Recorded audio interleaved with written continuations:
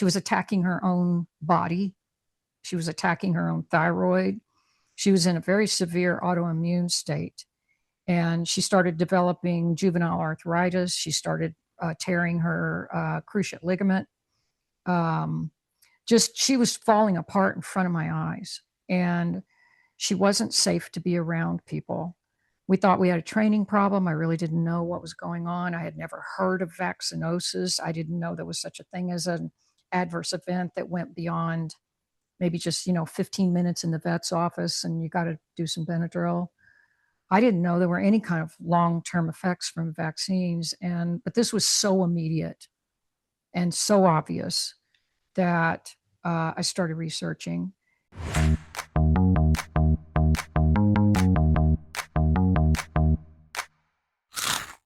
Welcome back to another episode of the Crunchy Carnivore podcast. We have a great episode in store for you today. It's one of our Crunchy Coffee episodes. We are going to have on a very special guest today who has been in the dog world in a few different capacities for over 50 years and just has such a wealth of experience and knowledge to share with us.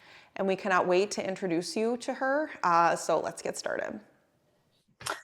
Welcome, Paula. Thank you for joining us today. We're really excited to have you on the podcast. Thank you. I'm happy to be here. So Paula, what we would love is just to have you first just kind of introduce yourself. What are you into as far as your profession these days? What kind of things are you doing? Just so everybody gets an idea of who you are a little bit. My name's Paula Vandervoort with 2 O's. And I am first and foremost a dog breeder. So I've been a dog breeder since I was in my teens. I think I started in 1973. So I've been around. I've fallen in a lot of holes, but I'm still here. And over the years, I have also pursued a lot of higher education. I have been to college for pre-vet. Reproductive physiology was my major. And I was planning to be a vet until way back then I found out that they made less money than I did as a cocktail waitress working my way through college. So I ended up going another direction, but I have a great love for biology, for science, and for veterinary medicine. And so as a dog breeder, over the years, I pursued a lot of additional education. And about 14 years ago, I started a store online called the Dog Breeder Store to serve breeders, mostly dogs, some cat breeders. And that business has shifted over the years to serve more of a holistic audience, because I realized that as I was getting more into holistic medicine myself, there wasn't really a business out there that served this audience. So I run that business with my husband. And I also co-founded an organization called the Natural Rearing Breeder Connection. And we provide free education to dog and cat breeders about holistic means of raising animals. And we also provide a directory to the public of the breeders that are vetted and adhere to our code of ethics, which is pretty strict, to raise very, very clean animals for the pet parents out there. So that's my background. And I was born loving animals. I started raising mice when I was like 6 years old. So I love the whole process of birth. And so I feel like I've seen a lot of things tank in the breeding community. So I really am very passionate about making a difference, leaving a legacy of animals that can thrive, animals that can live longer lives, not be decrepit, not be itching all the time, not be, just dealing with anxieties. And so over the years, I realized just observationally that my breed of boxers was dying off, basically. When I first started, they were living easily into their teens. That was just normal. And I noticed that they weren't living that long anymore. People were celebrating when they got into double digits, and it just seemed kind of like there was something wrong. And I read a study that was done in the UK by a kennel club there. They surveyed longevity of various purebred breeds over a 10-year period. And my breed had lost a year and a half of longevity in 10. Every single breed was losing longevity. So what I was observing was really true. I was going to the nationals and I was seeing dogs that were 3 and 4 years old, and I would go back the next year and they would be dead. Wow. And so there's something wrong there and we have to fix that. So that's my background. Um, and I have pursued a lot of education. I've been to animal naturopathy school, kind of covered all the alternative medicine areas like homeopathics and essential oils and um, energy healing. So that's kind of what I do for a profession. I do coaching too. Mm-hmm. Well, so you have been breeding for 50 years. A little bit Is that more. right? A little bit more than 50 years. Yeah. And I think what we're really curious to hear is, I mean, you've been in the show world, right? And how long into that breeding journey were you before you kind of started thinking, I need to start doing things differently? What was the length of time that you'd been doing it? I would say I was, probably 30 years into it. Okay, that's what I thought. It was Maybe a a little long, longer. I mean, you were in it for a long time before Yeah. that. So what was it? I know you said you were starting to pick up on things that were just did not seem right, right? The longevity and the health of the animals. But usually we have some catalyst, we have some experience personally that is a tragedy. And we just kind of go, something's wrong. And we start shifting our perspective, learning a different way to do things. Can you tell us what was that for you? What was that, experience or dog or experiences that really were just kind of like, wow, I need to do this differently? Yeah, I think we all have those. Anybody that's on this journey has got a tragedy in their history. And mine was that I had this beautiful boxer named Ginger. She was a champion, AKC champion. She had been professionally service trained. She wasn't one of those fake service dogs. She was a real service dog. And she spent probably 6 or 9 months in California being trained. And she was just lovely. She just had the best temperament. She loved everybody, loved kids. She was very gentle. And she had her third rabies vaccination and she changed overnight. She became, I called her Cujo. She became like incredibly aggressive. She was attacking children. She was attacking other dogs. She seemed very confused. And I had just run her thyroid panel because she's a breeding dog and we run those every year. I had just run her full thyroid panel at Hemopet and it was all normal. And I thought, well, maybe there's something off with her thyroid because sometimes you get weird behaviors from thyroiditis. And I ran it again about 3 weeks later and she was just off the charts. She was already in autoimmune positive compensative, I think that's the right word for it, thyroiditis. And she was attacking her own body. She was attacking her own thyroid. She was in a very severe autoimmune state. And she started developing juvenile arthritis. She started tearing her cruciate ligament. She was falling apart in front of my eyes. And she wasn't safe to be around people. We thought we had a training problem. I really didn't know what was going on. I had never heard of vaccinosis. I didn't know there was such a thing as an adverse event that went beyond maybe just, 15 minutes in the vet's office and you got to do some Benadryl. I didn't know there were any kind of long-term effects from vaccines. But this was so immediate and so obvious that I started researching and I came across some research, some information that led me to believe that she was suffering from rabies vaccinosis, which is a mild version of rabies. It's a subclinical version of rabies. It's caused by the vaccine itself. It's very well documented, and there's great research out on it now, but there wasn't back then. And so we lived with this for a couple of years, and we were on the verge of euthanasia because she was miserable. We were miserable. We had opaque blinds put in the front of our house because she was trying to go through the windows at children in carriages. I mean, it was bad. But we knew she was in there somewhere. And she ended up getting a single dose of a homeopathic that is well known for helping to mitigate rabies vaccinosis. And within about 48 hours, she came back to us.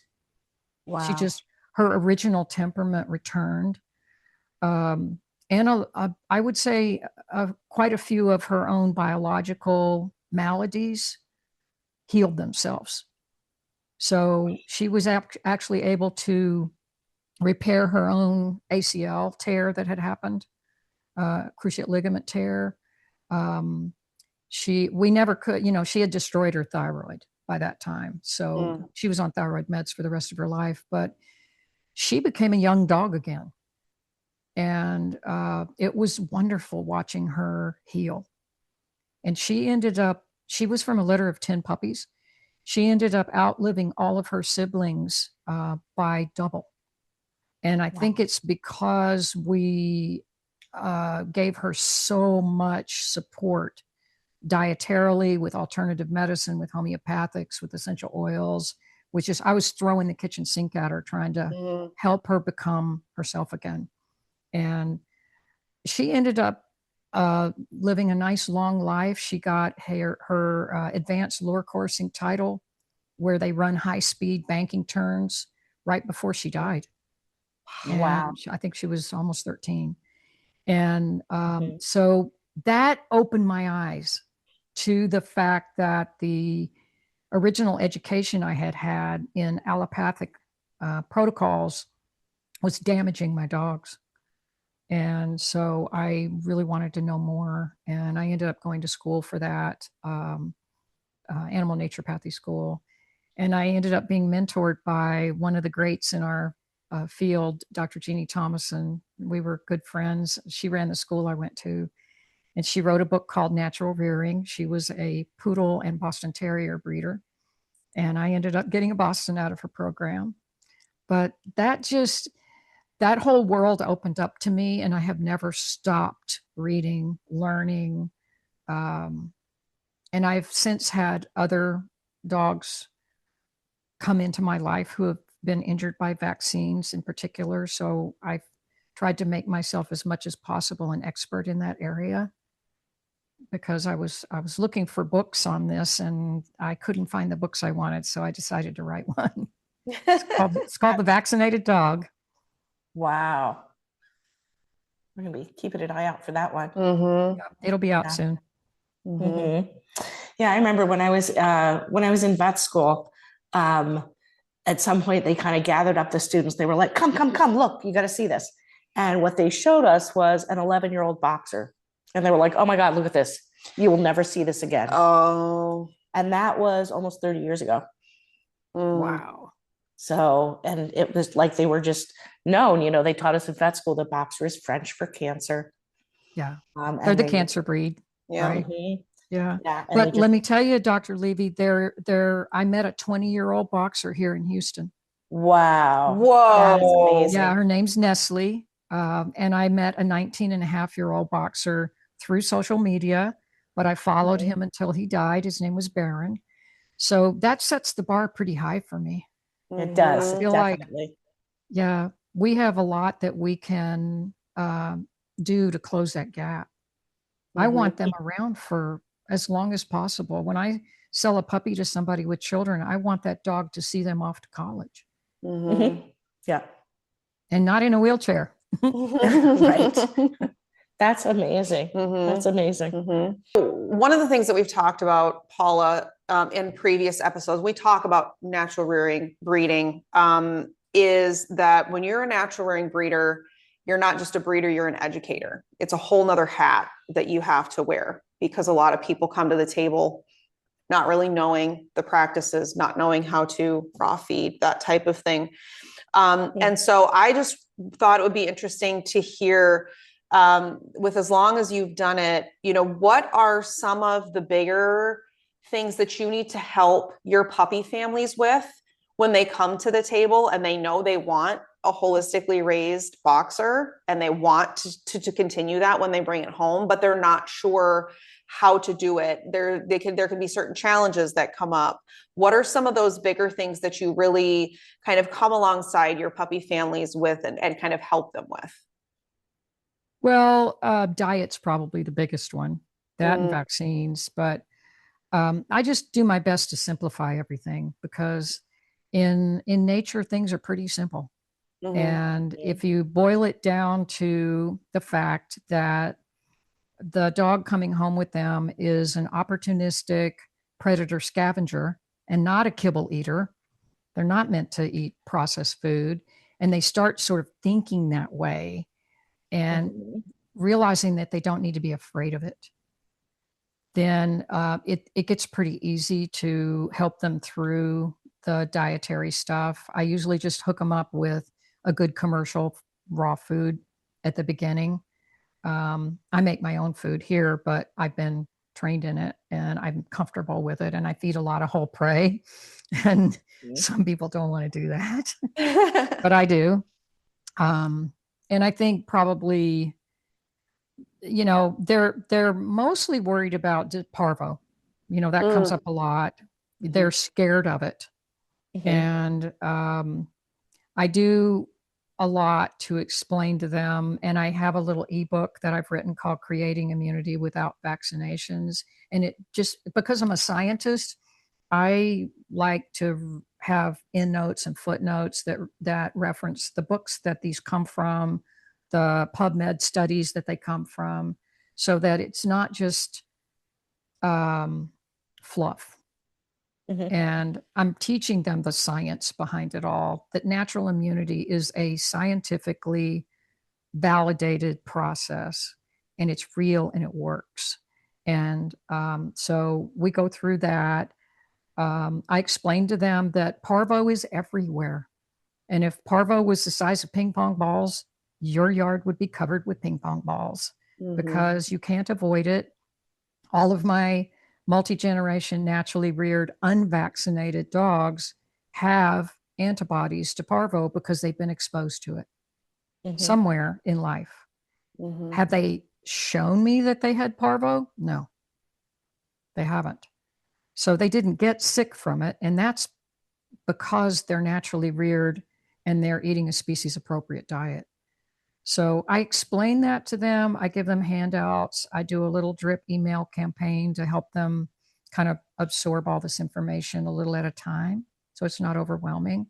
I also have a care booklet it's actually about 100 pages, but it's a reference book that they can go through, and it's well indexed and they can look stuff up.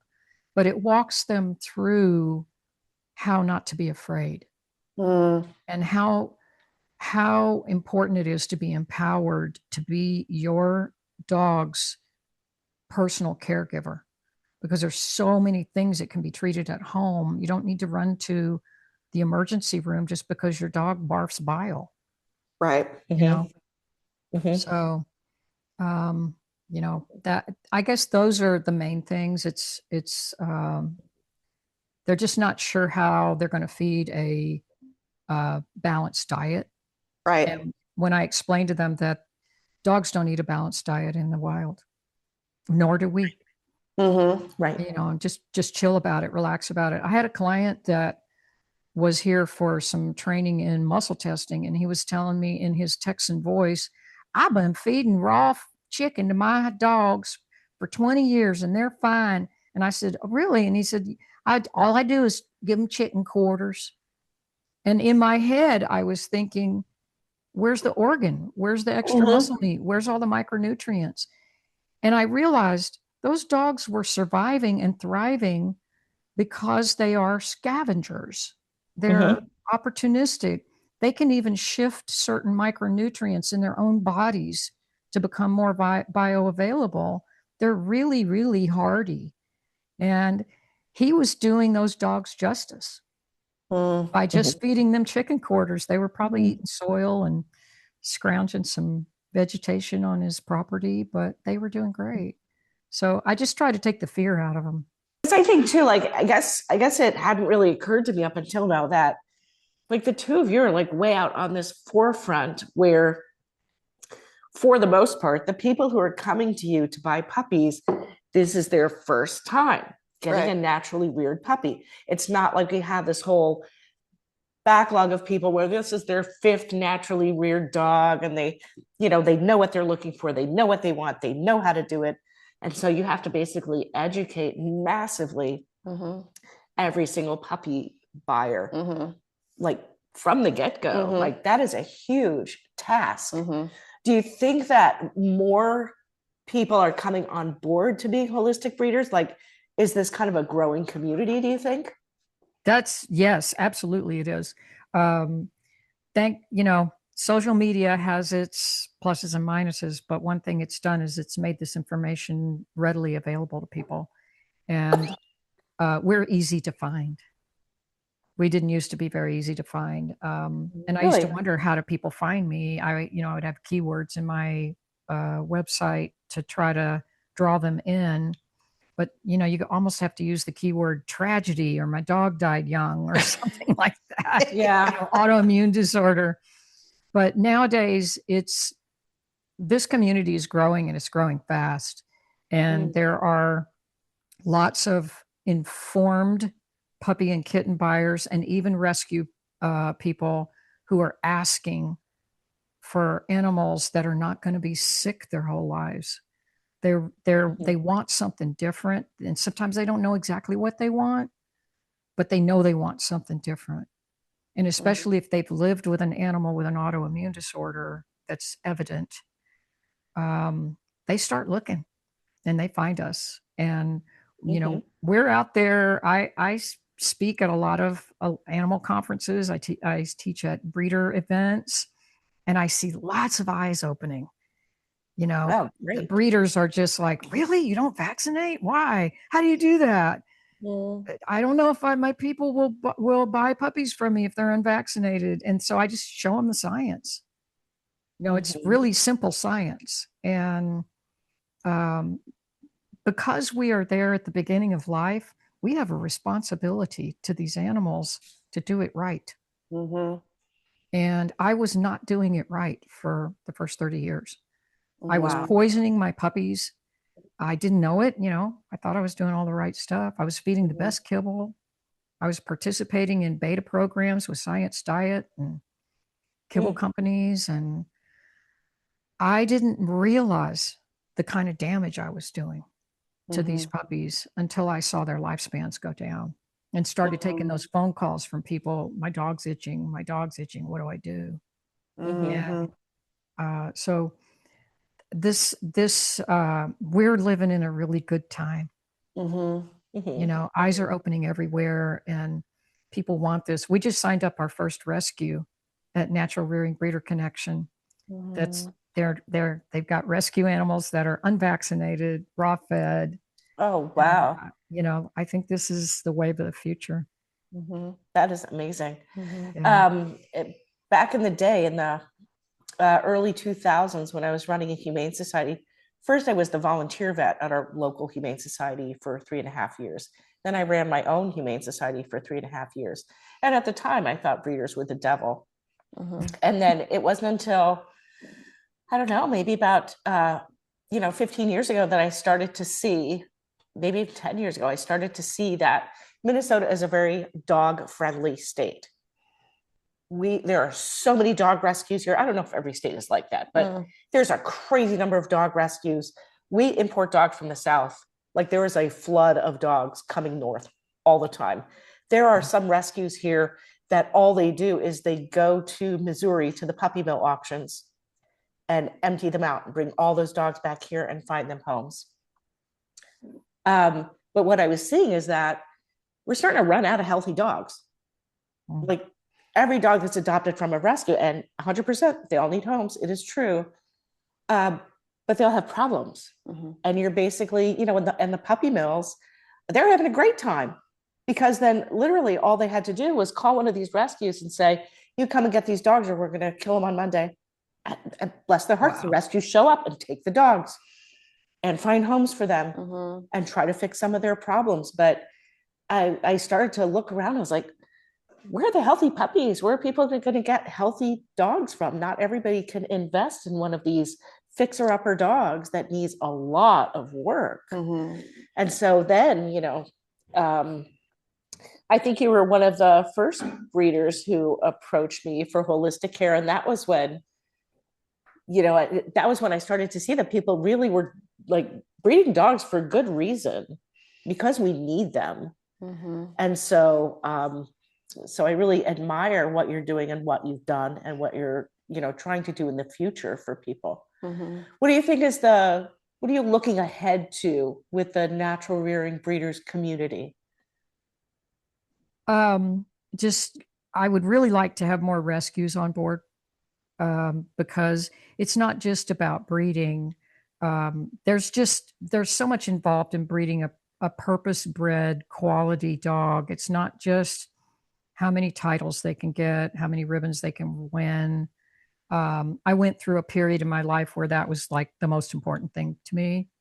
And that's all behind me at this point. Been there, done that. And I think that helping the show community, especially, to understand that there are some things we need to do differently. Like what? I'm going to ruffle some feathers saying this, but the coefficients of inbreeding are very high in show dogs, and that brings forth disease alleles into the breeds, and they find each other and they make mutated genes come up all the time, but they find each other when you inbreed. And so I'm kind of on a mission to help breeders to understand how detrimental that is. And just because you get a cookie cutter litter of all these champions does not mean that they're healthy. And, it makes people not like my message sometimes, but it is what it is. And so I think I embrace anybody that is in the business or in the love of having baby animals, whether they're a rescue, whether they're a doodle breeder, whether they're a high-end show breeder with a top 10 dog. I don't care. What matters to me is helping them to understand that these babies need to be raised in a really pristine environment. They need to be void of toxins. They need to come in with clean genetics, and they need a lot of socialization. They need to be on a curriculum so that their brains and bodies are engaged. And these are the kind of animals I want to live with. I've done a lot of rescue myself. I've always been in rescue work. And I used to train puppies for adoption at Friends for Life here in Houston. They're our only non-kill shelter. And, but, I've lived with a lot of rescue dogs, and none of them have ever been very healthy. And I think, and it's not because of the mongrel nature of them. It's because the rescues are instituting protocols where they're vaccinating these puppies really young while maternal antibodies are still on board. They're causing immune confusion in these puppies. They're requiring spay and neuter, sometimes way early. But I'm not a fan of spay and neuter at all anyway. So I just think that the more we can reach these communities of people who love animals and want to do right by them, and help to show them that there is a way out of all this fear, all this disease fear, that we don't have to just bathe these animals in chemicals to keep them safe. So I see a really bright future for animals in this regard, because it's happening in all the species. I get calls from people who are horse breeders who want to talk to me because their horse has had vaccinosis from rabies because it was required for boarding. And they want to know, how do I detox my horse from that? So I feel very optimistic about this. And I think the more we get out there and get to talking with people, I attended Dr. Judy's Naturally Healthy Pets event last year in Orlando, and I wanted to go there and network and to talk about my book to the people that were there. And what I noticed was that the curriculum being taught was a little bit still about how to fix the problems that things like vaccines are causing. Mm-hmm. And we're going to be there next year. And one of the keynote speakers is Dr. Peter McCullough, Oh, who wow. is a human vaccine expert, who is pulling the shades back on all the damage that vaccines do in humans. And he's going to be a keynote speaker there. So I was like, we are so on the right track here. Mm-hmm. He better have And the good dog breeder security. store is going to be a vendor there. Mm-hmm. Wow, that's phenomenal. I mean, I think about that too, that basically, and maybe I'm just making this up, but like the way a breed starts is somebody has a dog who is a fantastic XYZ. And they look at that dog and they're like, man, I wish I had 10 of her. That would be amazing. Mm-hmm. And so then they breed that dog to her brother or to her father because they want more of that thing. And so many of our purebred dogs stem from, in the past, some teeny tiny gene pool with a lot of line breeding, inbreeding. Mm-hmm. And that's how you can successfully create, why do all Rhodesian Ridgebacks look the same? Why do all Weimaraners look the same? Because they kind of are all the same. Yes, it's called a closed stud book, a closed gene pool. Yeah.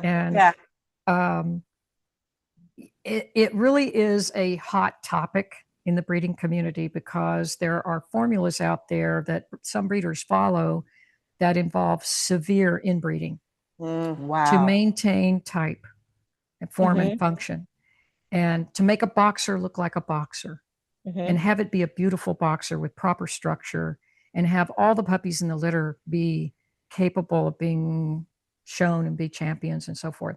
There's nothing wrong with the concept, but that stud book closed a long time ago. And there are cat foundations that open the stud books up periodically, and they allow other foundation breeds to be brought into the breeding community, the breeding pool, so that they can bring in fresh genetics that are still related. They still look like boxers, kind of, but then they reform the breed again with fresh genetics. And I think that that's it's a good thing. It's a good thing, and it's a hot topic, and it gets argued a lot. Yeah, but I mean, like the Dalmatian people have really got themselves in a bind. Now there's no Dalmatian that doesn't carry the gene for the specific type of bladder stones that they're prone to. Oh. And so they're outbreeding them to pointers, I heard, because kind of similar, got some spots. So that's what I've heard about it. But really, I mean, they've kind of, run out of fresh genes, essentially. Yeah. Well, I love purebreds. I think that purpose-bred dogs have a real function with people. Boxers are hilariously funny. They have a great sense of humor. They love to work for their people. They're great babysitters. I mean, there's just so much to love about them. They're goofy. And, if we outcross them to poodles, we don't have a boxer anymore. Right. Or whatever the breed is that you're breeding. And I think that they have a real purpose. They just have to be bred with care for genetic diversity as well as the health of their individual mitochondria and their immune systems.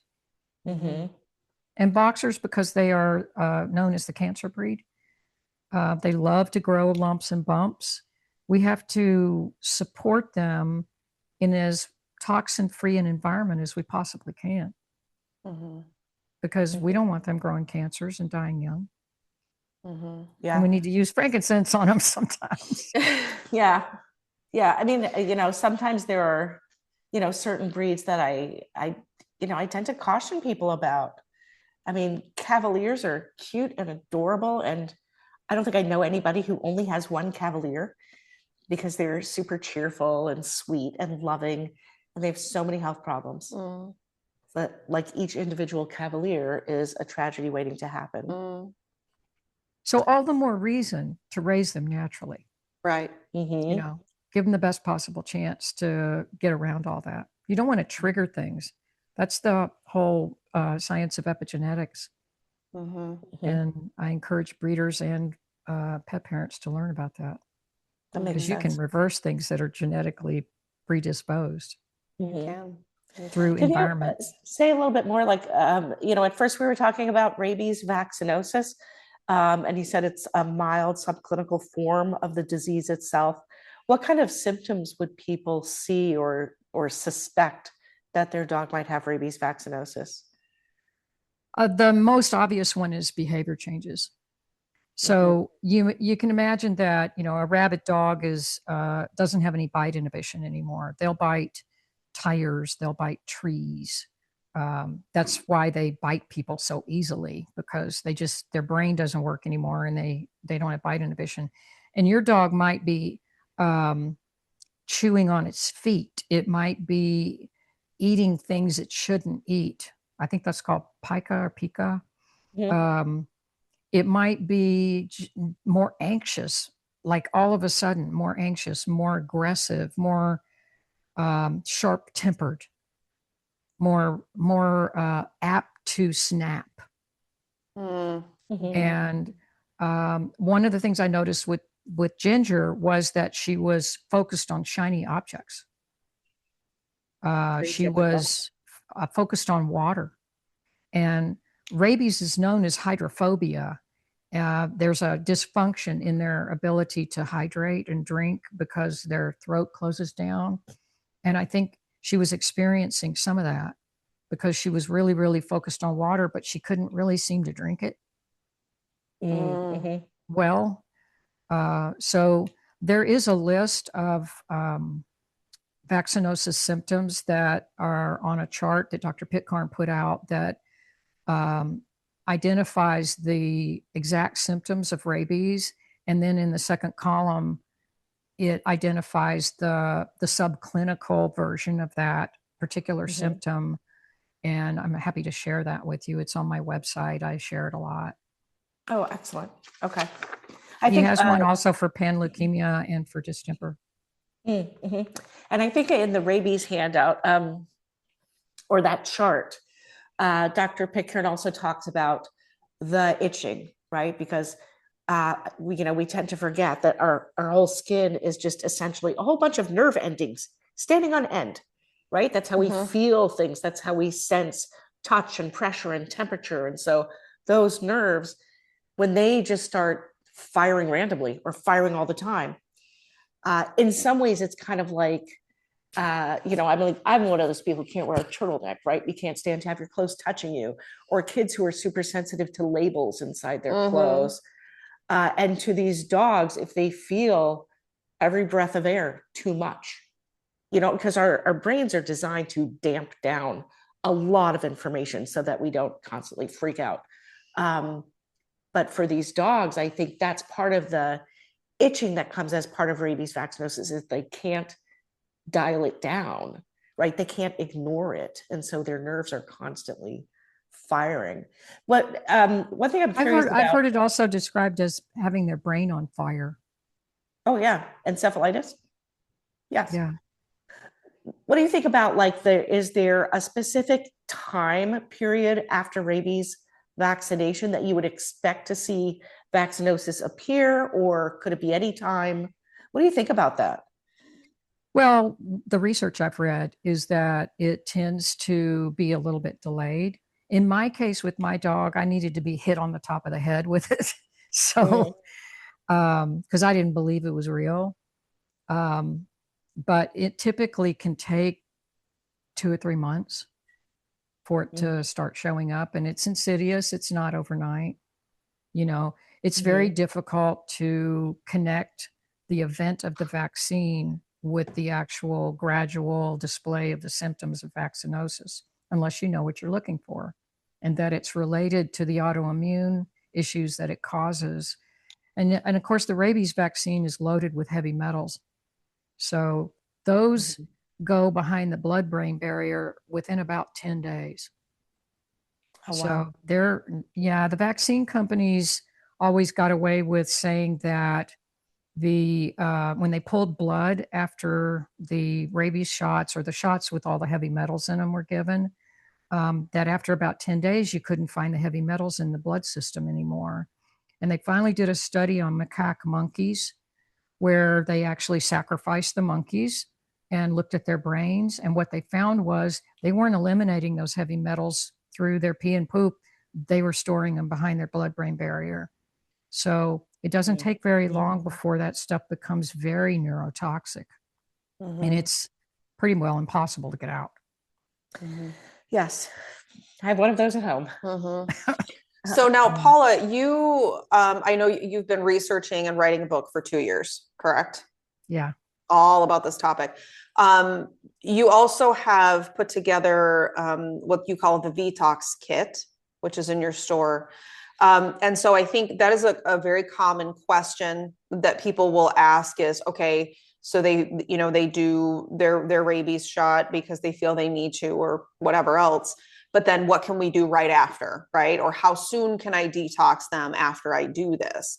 And so is there recommendations you have for like how to when and how you would best use that Vetox kit, whether it's, puppies or, an adult dog or, one that's like if they've just had a shot or they, maybe have had it for a while, like where you had an experience with Ginger and it, went on for a long time. Can you kind of explain that Vetox kit, how you came up with it, and then how to best recommend it for people? Okay. Yeah. So we call it a starter kit because detoxing is an art. Right. It's not a one and done thing. And it involves a number of body systems. And what gets ignored a lot of times, and Dr. Levy, I know you're heavily studied in this area, is the energetic body of an animal or a person. We have a physical body, we have an emotional body, and we have an energetic body. And homeopathics are believed to address the energetics of disease. So that is a vital component of this vaccine detox starter kit. We have in that kit a bottle of Rebalancer by Adored Beast because it's got thuya in it. Thuya is the most commonly used remedy for vaccinosis. It's been written about since the 1800s. It's not the only one. So it may be that your dog has a little different symptoms and they need a different remedy, but it's a good place to start. And so it also, if the dog has had a rabies shot, it also contains the homeopathic that's made from the rabies vaccine itself. It's called the rabies tautode. And we are, as an aside note, working on trying to get a version of the new saRNA rabies vaccine that's coming out so that we can make a tautode out of that through our pharmacy, because we do believe that that may have different implications. So that's half of the kit. The other half of the kit is involved with opening up detox pathways, binding toxins, and ushering them out of the body. And that more deals with the biologics of vaccines because they contain toxins. They contain poisons. They contain preservatives, antibiotics, excipients, adjuvants, heavy metals. It's quite a long list of things you just don't want in your body. And if they are still accessible, they may still be in body tissues. They may still be in fat tissues. They may have not all been peed and pooped out. Then these herbs that come in the kit help to open those detox pathways, bind the toxins, and usher them out. So there's 4 components to the kit. And We worked with Dr. Todd Cooney to come up with everything that's in the kit, and he's our veterinary advisor. We love working with him, and we just feel like it's really something every single vaccinated dog should go through, or Oh, cat, that's or a good horse. idea. Mhm. Yeah, I think every animal that's ever been vaccinated should go through this protocol because they're all at some level developing vaccinosis. Right. And so basically, so from your question, it sounds like even if you're just finding out about this and your dog is 10 years old, Yeah. it still is worth detoxing them from vaccines and lightening their load. Yeah, and I'm curious about your feelings about this. Before we ever put this kit together, I ran my dogs through a spring and fall detox, no matter. Even my naturally reared dogs, my property is very clean. There's no Roundup, pesticides, insecticides here. But I still run them through a bodily detox twice a year, and us.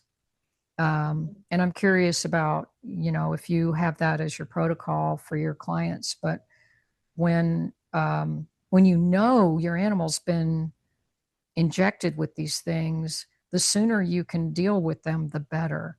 So an Sure. animal that was vaccinated 10 years ago is still going to benefit, whether the materials that are in them came from your yard or came from the vaccine they had 10 years ago. The really miraculous thing about detoxing, and that's not even really the right word for it, but trying to mitigate damage from vaccines is is the homeopathic portion of it, because homeopathy aims to cure, and it's the only system of medicine I've ever run across that truly can make that claim. And I've seen it be curative over and over again. I'm not making a medical claim here, but I have seen some pretty amazing miracles happen with homeopathy, and I've seen vaccinosis turn around almost overnight. But the sooner it's done, your question was timing. The sooner it's done, the better, because vaccinosis is insidious. It develops over time usually.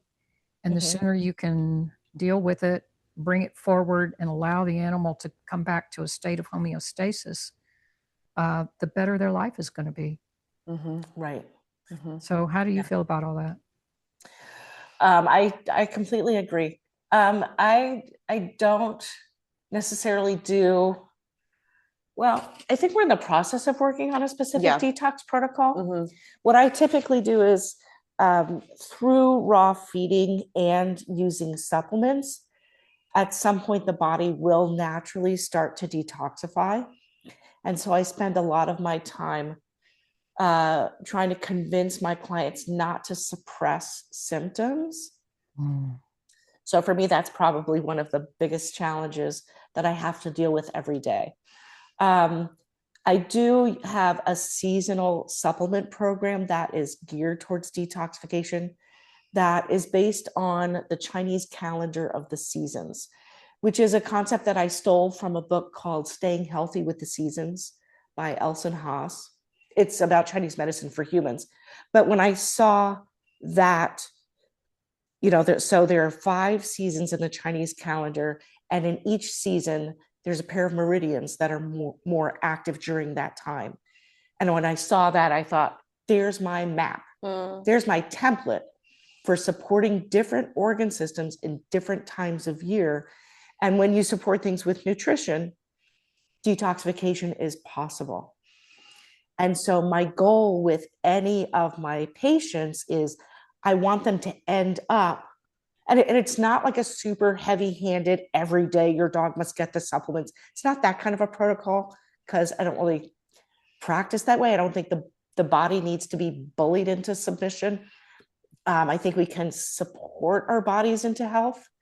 And so my goal for all my patients is eventually to just have them on that seasonal protocol where all the different organ systems are supported throughout the year. And then ideally it will help them maintain health for the long run.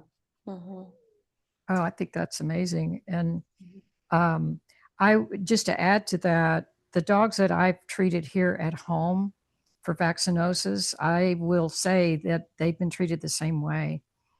This wasn't an overnight process. This went on for months and months and months and months and months. And I saw miracles happen. I saw gradual changes happen that were all for the positive.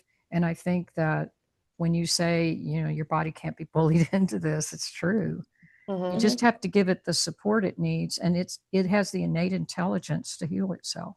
Right. And I think that's one of the biggest things that we really, we kind of come back to this 4-part, we say process, but it's really more of like a way of living when you're doing things holistically, whether it's with your animals or with people.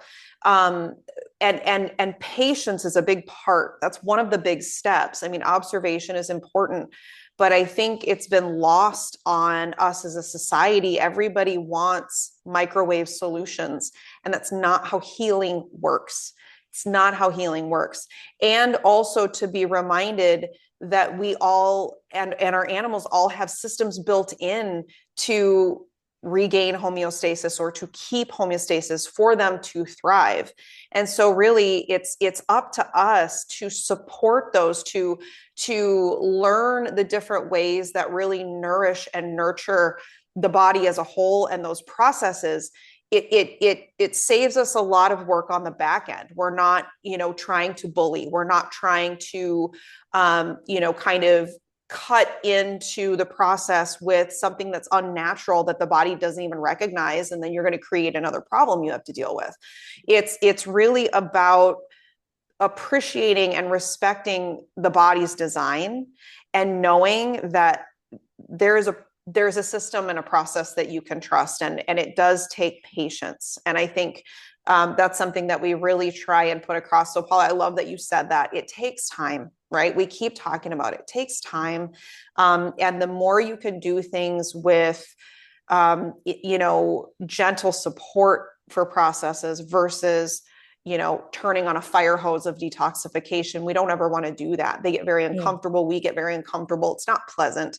And you can actually kind of, I think you use the word jumble up, like you can jumble up a system if you're trying to do too much at one time or too much too fast. Right. And so that's kind of what Paula was saying, is that detoxing is not just like turning on all your detox mechanisms at once. You have to have a place for those toxins to go. Right. You have to make sure that they can safely get out of the body before you get that crap loose in your body.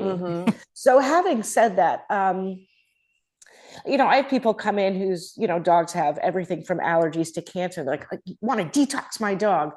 But I think to some extent, like your body has to be ready to be able to do that. Like you want it to be a safe process.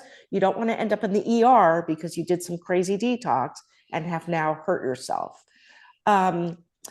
So like one of my suggestions might be something like, first do the raw diet, because that will already start to unload some stuff. Then, maybe supplement the detoxification organs or something like that.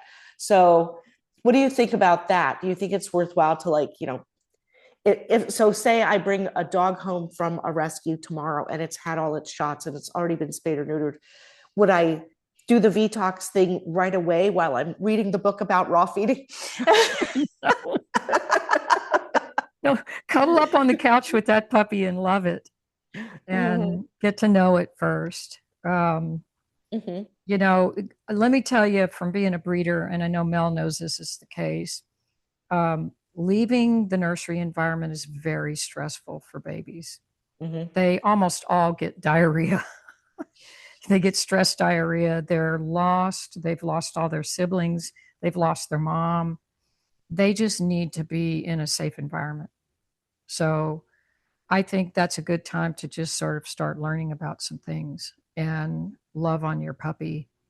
But the point you made about diet is it's foundational. You can't out supplement a kibble diet. I had someone show up here who had a laundry basket that was full to the brim of supplements. And she wanted to pay me to look through all the supplements to see if there were crossovers or was she using all the wrong things. She just was buying stuff and giving them to her dog because her dog had allergies. And I said, what's his diet? well, he's on a kibble diet. I said, well, that's the problem. You won't need this laundry basket Mhm. because you just cannot fix the problem if you're feeding ultra processed foods, Mm-hmm. you Yeah. know. And Mhm. I wish everybody would just try it. Right. Just try putting a raw egg on the kibble. Try handing your dog a raw chicken drumstick out in the yard and just let them go at it and watch them. It's a beautiful thing to watch. Mhm. I agree. So I agree. Mhm. I think at the very least, I think when you see the poo from a raw fed dog compared to kibble fed, I don't understand why that is not the best selling point for everybody. It really is like Mhm. that's like so obvious. Mhm. Mhm. yeah, we live and die by a great poop. Don't we Yeah. care way too much about poop over here? Yeah. That is true. Well, Yeah. I had the privilege of being involved with Animal Biome when they first started Oh up with wow. Dr. Holly Gantz, and um, they were. She had just left UC Davis, and they're starting a company up. It's a microbiome company for dogs and cats, and they were putting together all their data and looking for donors for fecal transplants. And so I had a dog here, Ginger, who was very damaged. She'd been raised on kibble for 3 years and vaccinated and had gone through vaccinosis. And she was living here with a dog that was fully naturally reared. And so we ended up having Spice be a donor to them. And I was scooping up her poop while they were out in the yard pooping together and sending it to Animal Biome. And Animal Biome would process it and send it back to me in capsules, and I would feed it to Ginger. Mhm. And I wish there was a way to shorten that process, but there wasn't. And it made this huge difference, but in Ginger's overall health, to have her Wow. microbiome restored Mhm. Mhm. by the dog that was living with her. But what I did learn was from them was that the microbiomes of a raw fed dog are significantly different Mhm. than a kibble fed dog. And they even have a donor population that's specifically for naturally reared raw fed dogs. And because that that population of healthy bacteria and microorganisms is different. I like Mhm. to think better. Mhm. Mhm. So Mhm. What I see in like the results from my patients who have used the animal biome, the doggy biome test kit, is that they have none of the bad bacteria. Mm. They might have imbalances in the good bacteria, but yeah, they've none of the bad bacteria. Mm. So yeah, Mhm. it's pretty cool. Mhm.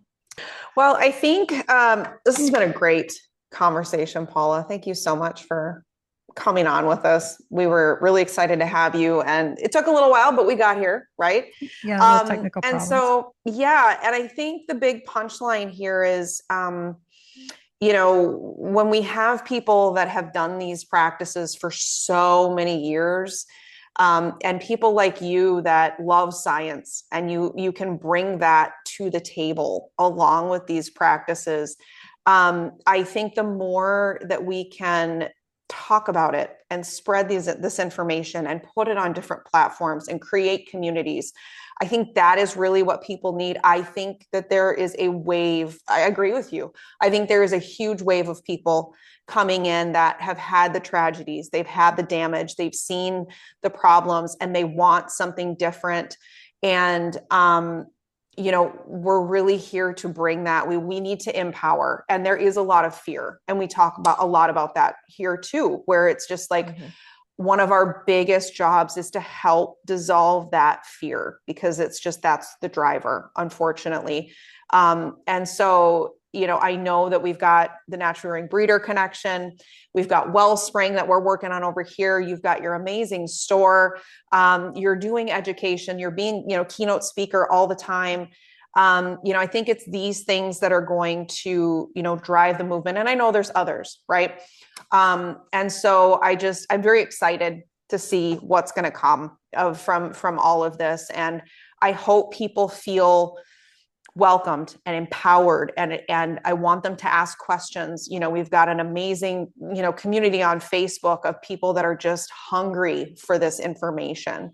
And so we're just going to keep showing up and bringing it. And you are a huge part of that. So thank you. You're welcome. And I was thrilled when I saw you guys show up. You know, everything I could possibly do to support your mission, I will do, because we are still a small community, and we are trying to help people that are scared. Yeah. One at a time. Yep. And my feeling about it is that it's important to meet people wherever they are on the journey. If they're 100%. just starting out, if they're way into it, but they, you know, natural rearing isn't perfect.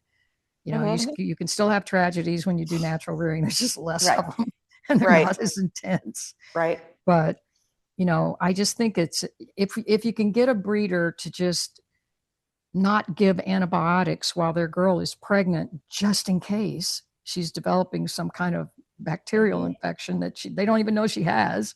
You know, it's just those kind of things that we can just kind of tease them apart one at a time.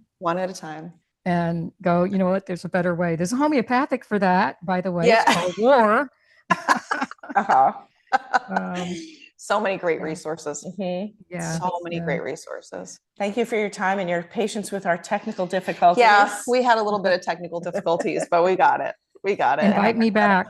I have about 1 million more questions, but yep. And so we really look forward to having you back on in the future. We're going to go into some other real deep topics, but this was just, I think, a great kind of introduction to, you know, kind of this other world and how we're trying to build these communities and kind of combine forces really between Wellspring and the NRBC and, you know, all of that stuff that we're building. You know, we're here to be a team. This is a big thing to accomplish, and there's not enough people yet doing it, but I think there will be. So we're really glad to enough have you business today. For everybody. This space is absolutely amazing to be in. Absolutely. Well, thank you so much, Paula. And thank you. We'll have you back on again soon. Right. Thank you. All right. Thanks. Thank you so much for joining us. Our goal is always to encourage others to seek out the holistic approach by way of education and empowerment. You can check out our online resources at wellspringhaa.com. You can follow us on our YouTube channel, Wellspring Holistic Animal Academy, and you can also find us on Instagram at wellspring_HAA. We hope that this has been helpful and that you continue with us on your journey to holistic health for your pets. As always, we're here to be unapologetically all natural.